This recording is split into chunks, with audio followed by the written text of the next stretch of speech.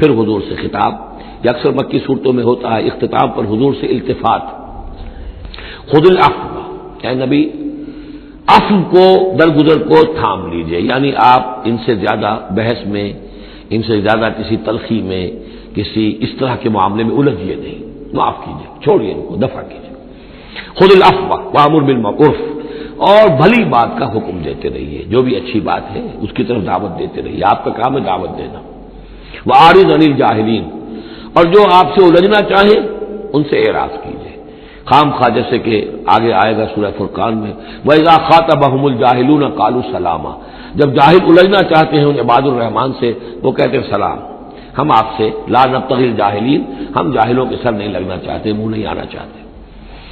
تو فرمایا آپ یہ تین الفاظ آئے ہیں، خذ العفو، یہ ایک داعی کے لیے بڑی بنیادی چیزیں ہیں، معاف کرتے رہنا، درگزر کرتے رہنا، وامر بالعرف، اور بھلی بات کا، اچھی بات کا حکم دیتے رہنا، وَأَعْرِضْ عَنِ الْجَاهِلِينَ، اور جو الجھنا چاہیں، جاہل ہو، جو جذباتی لوگ ہیں، مشتعل مزاج ہیں، ان سے اعراض۔ وَإِمَّا يَنزَغَنَّكَ مِنَ الشَّيْطَانِ نَزْغٌ، اور اگر کبھی کوئی چھوٹ لگ ہی جائے آپ کو شیطان کی طرف سے، نزع کھینچ لینا، نزع مس کر جانا، چھو جانا، چھوت، عین اور غین کا یہ فرق ہو گیا، یعنی یہ کہ کبھی آپ کو غصہ آئی جائے، آخر ظاہر بات ہے بربنائے طب بشری، کبھی غصہ آئی جاتا ہے، آخر آئی گیا تھا حضور کو غزوہ احد میں، کیف یہدی اللہ قوما خضموا وجہ نبیہم بالدم، کیسے اللہ ہدایت دے گا اس قوم کو جس نے اپنے نبی کے چہرے کو خون سے رنگ دیا، غصہ آ گیا تھا۔ لیس لک من الامر، اے نبی آپ کے ہاتھ میں اختیار نہیں ہے، ہدایت اور ضلالت کا اختیار ہمارے ہاتھ میں ہے۔ اسی طریقے سے اے نبی اگر کبھی غصہ آ جائے، فرمایا وَإِمَّا يَنزَغَنَّكَ مِنَ الشَّيْطَانِ نَزْغٌ فَاسْتَعِذْ بِاللَّهِ، فوراً اللہ کی پناہ طلب کرو، إِنَّهُ سَمِيعٌ عَلِيمٌ، اور یہ پھر آگے چل کر حامیم السجدہ میں بھی یہ آیت آئے گی، إِنَّهُ هُوَ السَّمِيعُ الْعَلِيمُ، یقیناً وہی ہے سب کچھ سننے والا اور سب کچھ جاننے والا۔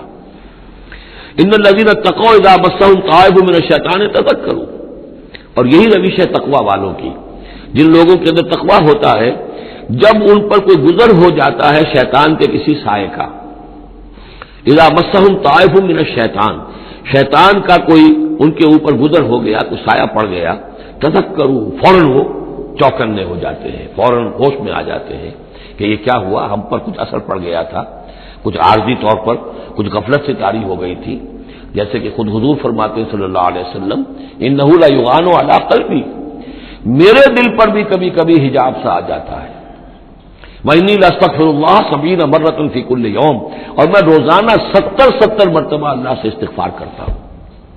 لیکن یہ سمجھ لیجئے کہ ہمارے دل کے اوپر حجاب وہ بہت اور شے ہے، اور حضور کے قلب مبارک پر حجاب، آپ کے قلب مبارک کا حجاب جو ہے وہ ہماری 100 حضوریوں، لاکھوں حضوریوں سے بڑھ کر جو ہے وہ حضوری کے درجے میں ہوگا، لیکن جو انٹینسٹی ہے، جو تعلق مع اللہ کی انٹینسٹی ہے، اس میں ذرا سی کمی بھی آ گئی ہے تو اس سے حضور نے تعبیر کیا کہ میرے بھی دل پر کبھی کبھی حجاب آ جاتا ہے، انہ لیغان علی قلبی، انٹینسٹی تو کم ہو گئی نا، یہ بجلی جس پاور کی ہے ذرا سی کم ہو جائے گی تو ایک دفعہ تو آپ کو محسوس ہوگا اندھیرا ہو گیا، حالانکہ بجلی ہے، روشنی ہے، اندھیرا نہیں ہوا ہے، لیکن اس کی پاور کم ہوئی ہے۔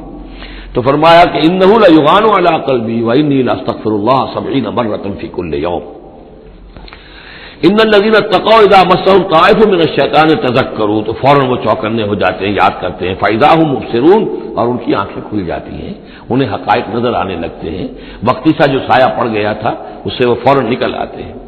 واخوانهم یمدونهم، باقی جو شیطانوں کے بھائی ہیں انہیں شیطان گھسیٹ کر لے جاتے ہیں، فی الغی، وہ اس کجی کے اندر وہ گھسیٹتے ہوئے دور تک پہنچاتے ہیں، جیسے بلعم بن باورہ کو پہنچایا کہ اسے آخری حد تک پہنچا کر دم لیا، تو شیطانوں کا جو ولی ہوگا پھر شیطان کا تو اس کے اوپر زور چلے گا، لیکن جو اللہ کے بندے ہیں ان پر تو شیطان کا اختیار ہے ہی نہیں، وہ تو یہ کہ جیسے ہی ذرا سا ان کے اوپر کوئی اثر پڑا بھی، کوئی سایہ سا آیا بھی تو فوراً چونک گئے اور اللہ کی طرف متوجہ ہو گئے۔ ثم لا یقصرون، پھر وہ کمی نہیں کرتے، اسے آخری منزل جو ہے گمراہی کی وہاں تک پہنچا کر رہتے ہیں۔ وَإِذَا لَمْ تَأْتِهِمْ بِآیَةٍ، اب دیکھیے یہ عمود ان دونوں صورتوں کا، خاص طور پر انعام کا، آیت لاؤ، نشانی لاؤ، معجزہ دکھاؤ، نبوت منوانا چاہتے ہو، رسالت منوانا چاہتے ہو تو دکھاؤ معجزہ، حصی معجزہ، جیسے موسیٰ کو ملے، جیسے عیسیٰ کو ملے، وغیرہ وغیرہ. اب اس کو سم اپ کر رہے ہیں. وَإِذَا لَمْ تَأْتِهِمْ بِآيَةٍ، اے نبی جب آپ ان کے پاس کوئی معجزہ نہیں لائے. قالوا، انہوں نے کہا لولا اجتبیتھا، کیوں نہیں کوئی چن کر لے آتے، کہیں سے چھانٹ کر لے آتے. تو تمہارا دعویٰ یہ ہے تم اللہ کے رسول ہو، محبوب ہو، تو کیا وجہ ہے، کیوں رہ گئے، کس وجہ سے؟ لولا اجتبیتھا، کہیں سے کوئی چھانٹی کر کے، کہیں سے کوشش کر کے لے آتے. قل انما اتبع ما یوحى الی. اس زمن میں ایک واقعہ میں نے پڑھا تھا، یہ تفسیر کبیر میں، امام راضی کی تفسیر میں، کہ حضور کے ایک پھپھی زاد بھائی تھے، اگرچہ وہ ایمان نہیں لائے تھے، لیکن حضور سے ہمدردی رکھتے تھے، ساتھ رہتے تھے، تعاون کرتے تھے، جہاں کہیں حضور جاتے تھے، دل میں نرمی تھی ان کے، اور امید تھی حضور کو کہ ایمان لے آئیں گے. لیکن جب آخری معاملہ یہ ہوا کہ جو سرداران قریش تھے انہوں نے گویا کہ ان کے اپنے زوم میں انہوں نے حجت قائم کر دی. اے نبی یہ معجزہ دکھا دو، اے محمد چلو مان لیں گے، چلو یہ نہیں دکھا سکتے یہ دکھا دو، یہ نہیں دکھا سکتے یہ دکھا دو. وہ سب سورہ بنی اسرائیل میں آئے گا.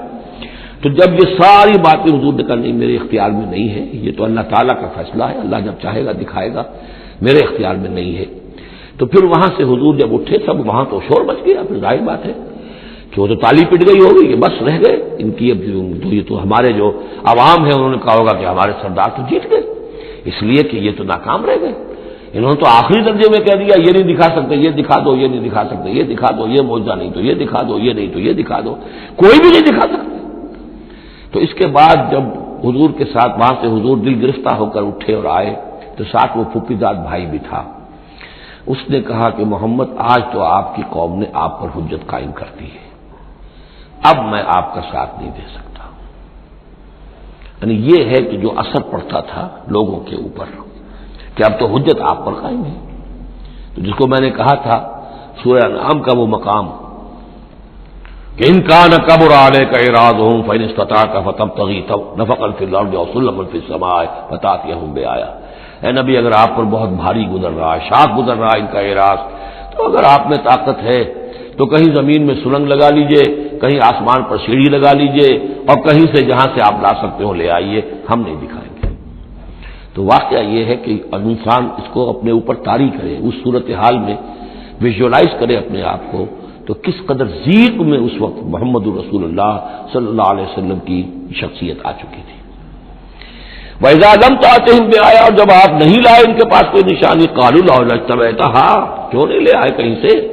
قُلْ إِنَّمَا أَتَّبِعُ مَا يُوحَىٰ إِلَيَّ، کہہ دیجئے میری حیثیت تو صرف یہ ہے کہ میں پیروی کر رہا ہوں اس کی کہ جو میری طرف وحی کی جا رہی ہے.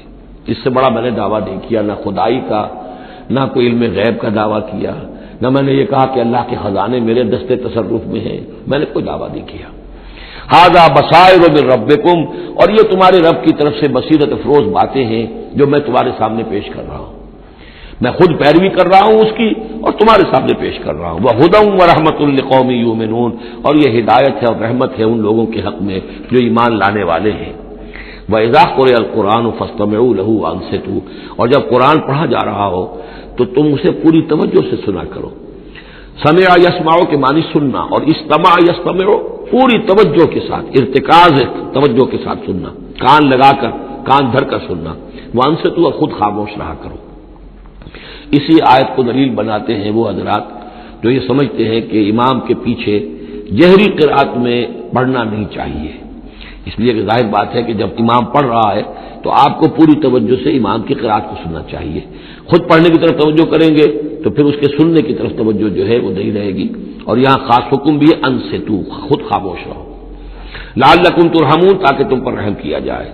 واذکر ربک فی نفسک تضرعا وخیفا ودون الجہر من القول بالغدو والآصال، اور اپنے رب کو یاد کرتے رہا کرو اپنے جی ہی جی میں، تضرعا عاجزی کرتے ہوئے، گڑ گڑاتے ہوئے. اس عاجزی اور گڑ گڑانے کی انتہا ہے وہ دعا جو میں نے نقل کی ہے، جو مسلمانوں پر قرآن مجید کے حقوق کے نام سے میرا کتاب چاہے اس کے آخر میں مقام عبدیت، اللہم انی عبدک وابن عبدک وابن امتک فی قبضتک ناصیتی بیدک ماضٍ فی حکمک عدل فی قضاؤک. اے اللہ میں تیرا بندہ ہوں، غلام ہوں، میرا باپ بھی تیرا بندہ اور غلام تھا، میری ماں تیری ادنا کنیز تھی، میں تیرے قبضہ قدرت میں ہوں، میرے پورے وجود میں تیرا ہی حکم جاری و ساری ہے، اور تو جو بھی میرے بارے میں فیصلہ کرے عدل فی قضاؤک، وہ یقیناً حق پر اور عدل پر مبنی ہے. یہ عاجزی. اسألوک بکل اسم هو لک، میں تجھ سے درخواست کر رہا ہوں تیرے ہر نام کے حوالے سے تیرا ہے. علمتہ احد من خلقک، جو تو نے کسی اپنی مخلوق کو سکھایا. او انزلتہ فی کتابک، یا اپنا نام تو نے اپنی کسی کتاب میں نازل فرمایا.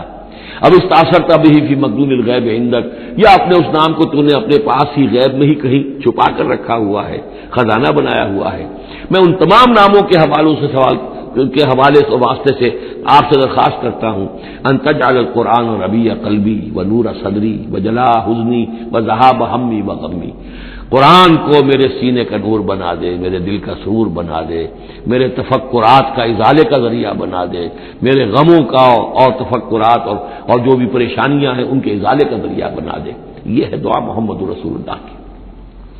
اب خاص طور پر چونکہ آیت پہلے آ گئی تھی وَإِذَا قُرِئَ الْقُرْآنُ فَاسْتَمِعُوا لَهُ وَأَنصِتُوا، تو اسی کے حوالے سے یہ دعا جو ہے یہ خاص طور پر جو ہے مسلمانوں پر قرآن مجید کے حقوق اور کیا عظمت قرآن کی ہے کہ اللہ تعالیٰ سے جو سوال کر رہے ہیں حضور کہ قرآن کو التجعل القرآن ربیع قلبی ونور صدری، میرے سینے کا نور، میرے دل کی بہار بنا دے. وَاذْكُرْ رَبَّكَ فِي نَفْسِكَ تَضَرُّعًا وَخِيفَةً، اور یاد کرتے رہا کرو اپنے رب کو اپنے جی میں گڑ گڑاتے ہوئے عاجزی کے ساتھ، اور خیفہ خوف کے ساتھ. دون الجہر من القول، اور بلند آواز سے نہیں، پست آواز سے.